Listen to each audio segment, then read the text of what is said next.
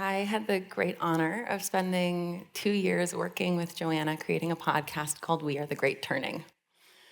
And I was so excited when James invited me to be a part of today. He asked me to speak about what we are the great turning, what that phrase, we are the great turning, like, what does that actually mean? And it was actually the first thing that we knew about the podcast when we decided to do it. We knew what it was going to be called. And over the last couple of years, it's transformed from the title of a project that I put my whole heart into an invocation, into a prayer and an anchor. So that's what I want to talk to you about today. And also Wild Choir is singing about the Great Turning. This term comes from a pretty foundational teaching in Joanna's body of work, the work that reconnects, that we call the 3 stories of our time. And many of you have probably heard these stories before, but it's always helpful to hear them again. So I want to start by telling you the 3 stories of our time. So our first story is called Business as Usual. And in this story, we, humanity, have progressed through our primitive history to reach the pinnacle of human culture, global corporate capitalism. And in this system of industrialization and hierarchy and extraction, it's as natural as the turning of the seasons. And anytime we might come across or experience any sort of disaster, a pandemic or a flood, these things are just temporary disruptions, right? That we and our economy will surely recover from. This peak of human culture looks like iPhones in everyone's pocket and Amazon same-day delivery and a society of independent agents who don't necessarily need each other to live fulfilled lives. Our jobs as characters in this story is to be good consumers and to continue to endeavor in the direction of economic growth, which of course is endless and infinite.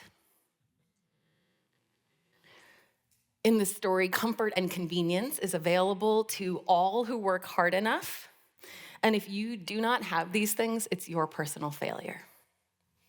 You know this story, right? For many of us, it's the first story that we were told about life on earth, right? This is just how it works. So that's our first story. Our second story, we call The Great Unraveling. And in this story, business as usual has driven life on earth to the precipice, where everything that is sacred to us is actively being destroyed. And in this story, we look around and we see authoritarianism on the rise around the world, and we see genocide, and we see floods and famine. And I know that you all also know this story really well. So I want to invite you actually to call out in just 1 or 2 words some other examples that you see around you of the great unraveling. What are they? How else do you see it in the world? What was that? Animal extinction. Wildfires. Sea level rise. I didn't hear any of those. Gun violence, disease, yes. Depression. Refugees. Displacement, starvation. Okay. Take a deep breath. I need a deep breath after that. Yeah, we know these stories, right? We see this everywhere. And in this story, the characters are often the powerful versus the powerless. And in spite of the hard work that so many of us, so many people in this room are pouring into trying to change things, ultimately we can't stop it. The story of the great unraveling is ultimately a dead end for life on earth brought to us by business as usual. So our first 2 stories, business as usual and the great unraveling. But often, wherever we find unraveling, we also find our third story, which is What is it? The Great Turning. The Great Turning. This is our third story. And in this story, there are people who see the devastating harm that business as usual is causing in the world, and we are refusing to let global corporate capitalism have the last word about who we are as human beings on planet Earth. Yes. Yeah. Mm-hmm. The protagonists in this story are people around the world who are coming together to heal the wounds of our society and who are actively building and co-creating a culture that is just and life-sustaining. So this story leaves room for a different kind of ending, right? It's a story that takes us toward a future that may not ever be perfect, but one that is a collectively built society based on values like care and compassion and the unconditional belonging of all beings. And you know this story too, because very likely every one of you is a part of this in some way by virtue of being here. So we see the Great Turning in the growing resistance against authoritarianism. We see it in the movement for free Palestine. We see it in spiritual centers around the world like Spirit Rock. So again, I want to invite you to call out some examples. In 1 to 2 words, what are some other examples of the Great Turning that you see around you?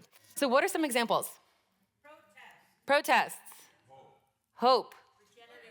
Regenerative agriculture. River restoration. Joy. Community. Mutual aid projects. What else? Worker-owned co-ops. Yes, it's everywhere. Local direct democracy, fair wage work, green jobs, renewable energy. Everywhere we look, we can see examples of the Great Turning too. Indigenous wisdom and sovereignty movements. So these are our 3 stories. And all 3 of them are unfolding at the same time right now in our world. So I want to take you back in time with me to 2015. And this is my first year of my friendship with Joanna. And I'm going over to her house for tea this one afternoon, and I'm nervous.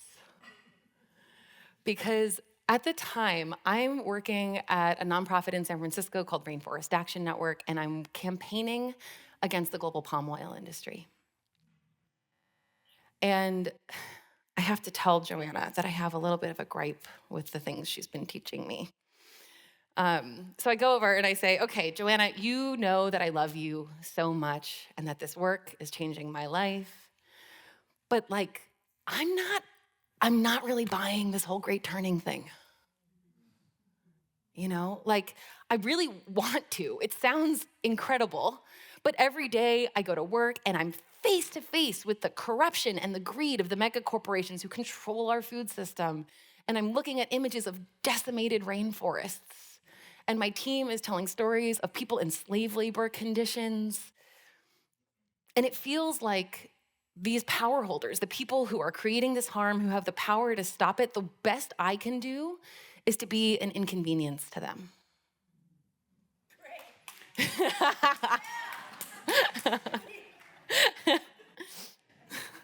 I appreciate that, but it was really frustrating, I gotta tell you. Like, all I could see was the great unraveling.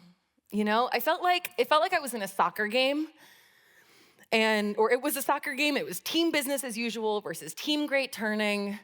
And even though we were fighting with everything we got, our team was losing.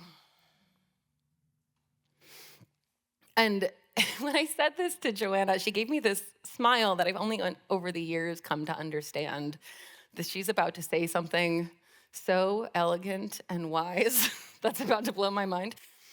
And she just looked at me and she said, Jess, we know that the Great Turning is real because we're a part of it. Like, it's that simple. And it's a little embarrassing to admit this, but it took me a really long time to let that in, to get it, that it's just as real as the other stories. And I know it because I am a part of it, and so are all the people around me who I love. But the great unraveling in that story really had a grip on me and my mind, especially after 8 years of working in campaigning. But so over time, I come to realize that this question of who's winning the game is actually entirely the wrong question. It's hanging out.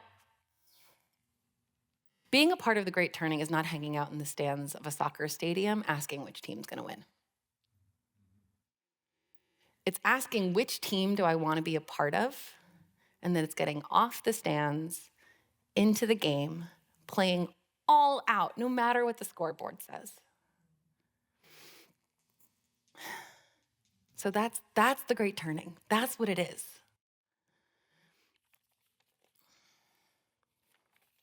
It's a choice, right? It's a choice that we get to make. This is something Joanna has reminded me of time and time again. Being a part of the Great Turning and seeing it and living it is a choice that we can make every single day to commit ourselves to it. And when I first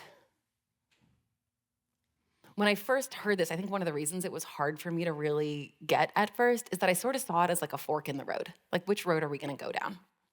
But what I've come to understand over the years is that actually when we choose the Great Turning, we are choosing to offer ourselves in service of a more just and life-sustaining world, and we're doing it in the midst of unraveling or through unraveling and in the midst of business as usual. Right? We don't get to escape the presence of those other stories as we do this work.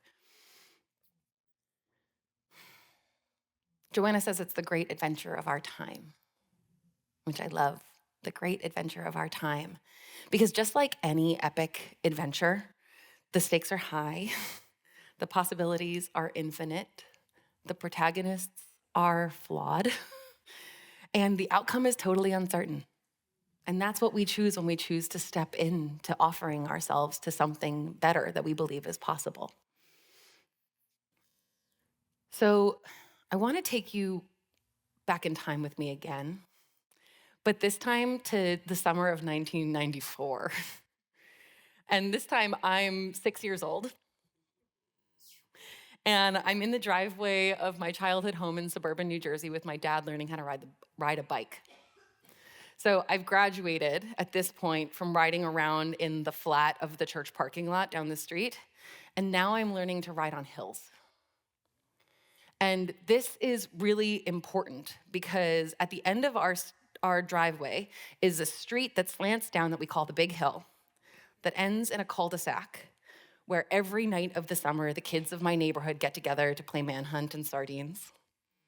And all I want is to be big and independent enough to be able to get on my bike and go join that game.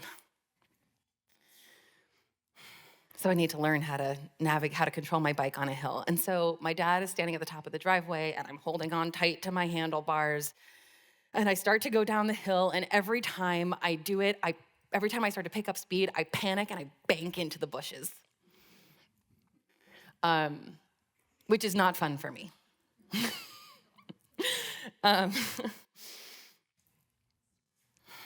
So I'm really frustrated, right? And these bushes have started to become my nemesis. I've done this maybe a dozen times, starting to pick up speed, and then I crash into the bushes, dust myself off, try again, And my dad at some point says to me, Jess, at this point, you're so scared of these bushes that you keep looking at them. And when you look at them, you turn your handlebars in that direction, and that's where your bike goes. So that's why you keep crashing. It's hard to take in the wisdom of our parents sometimes, isn't it? So it took a while, but at some point it clicked.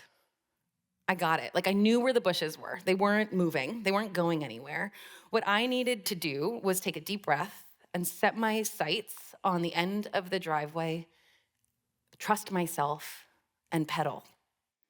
And over time, I started to get the hang of it. And I started to figure out how to make it to the bottom of the driveway, one step closer to the riveting freedom of cruising down the big hill to go hang out with my friends. So think about this for yourself. Like when you're focused on what's going wrong, what's your energy like? Just think about it. When you're focused on what's going wrong, it's like fear, you feel small. Yeah. But when you're focused on what you really long for, like what you really want, what's your energy like then? I see hands going like this, stoked, focused. Yeah, the energy is totally different, right? It's totally different. So I don't need to spell out for y'all what's going wrong in the world right now. You're bombarded with it every time you pick up your phone, every time you look at the news, you walk around the streets of your town, right? We see this constantly. And many of you are already devoting yourselves to the great turning every day. But so I've been a coach now for climate activists for a decade.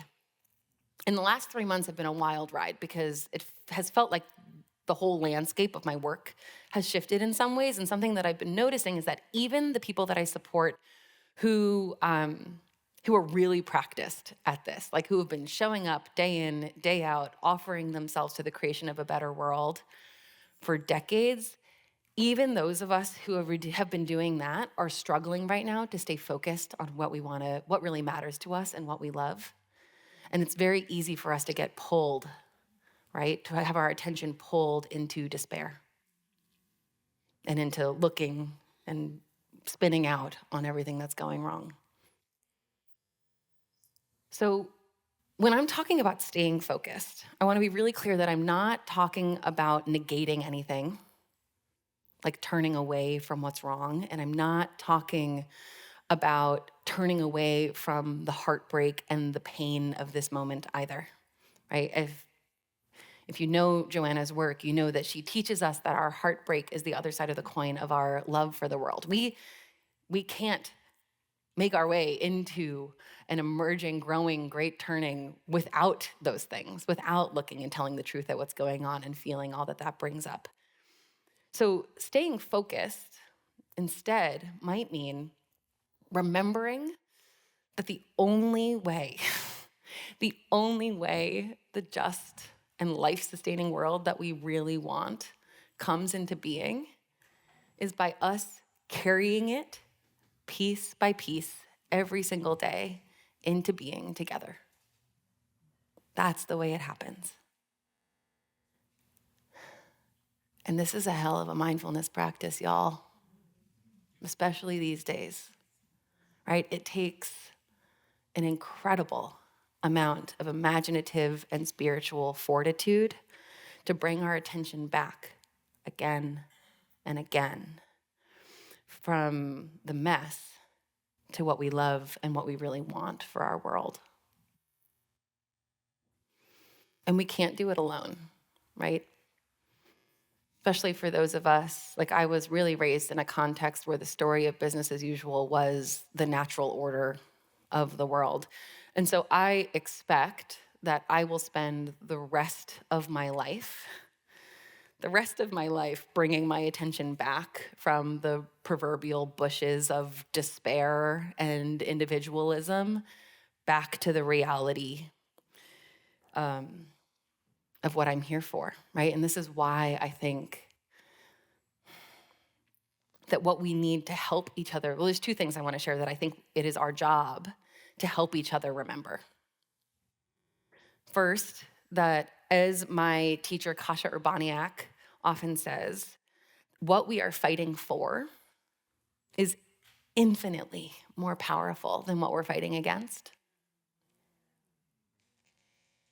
And that who we really are in our heart of hearts, is so much more powerful than what we're afraid of. Yeah, let me say those again. What we are fighting for is infinitely more powerful than what we are fighting against. And who we are is so much more powerful than what we're afraid of.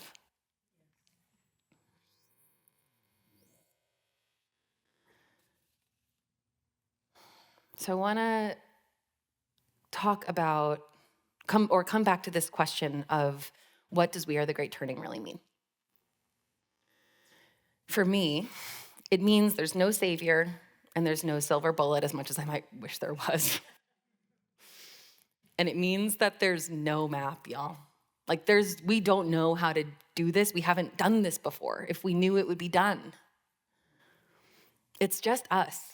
It's us, and it's our neighbors and our family and our friends with all of our traumas and our flaws and our gifts and our love, like mucking through the mess, making it up as we go, figuring out ways to creatively plant seeds of the kind of world that we want in the midst of the one that we have. So I want to close with a smaller practice that you can use, a shortcut of sorts into the infinite possibilities for planting seeds of the great turning every day. So call to mind some of the values that you have for the world that you want. Maybe justice, liberation, belonging, reverence, peace, reciprocity, right? So think about what they are for you. And this practice is really simple. It's simply asking yourself, if I were being the seed of the world that I want to see, what would I be doing today in these circumstances? So here's some examples, right? Like when you're faced with the aches of the world. If I were the seed of justice in the face of this injustice in front of me, how might I respond? If I were a seed of liberation in the face of this oppression, mine or someone else's, what might I do now in this moment? And if I were a seed of belonging in the face of this isolation, how might I reach out? So that's the practice. And it's really deceptively simple, but part of the power of this practice is recognizing that these are not rhetorical questions. This is a real inquiry that I'm inviting you into, right? And the answers are rarely loud. We often have to get quiet to hear them.